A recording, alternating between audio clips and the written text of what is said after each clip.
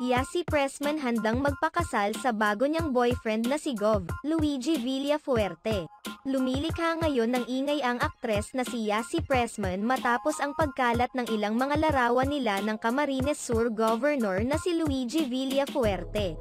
Sa mga nasabing larawan, makikitang tila naiiba na ang closeness ng dalawa. Makikita pang komportable na rin sila sa kani-kanilang presence.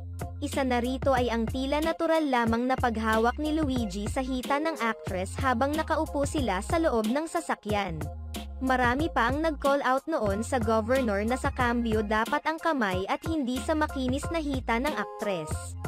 Sa ilan pang mga larawan at video clips, makikita ang pagkapit ni Yasi sa braso ni Gov. Luigi na naging dahilan kung bakit mas lumakas ang hinala ng maraming netizens na totohanan na ang kanilang relasyon.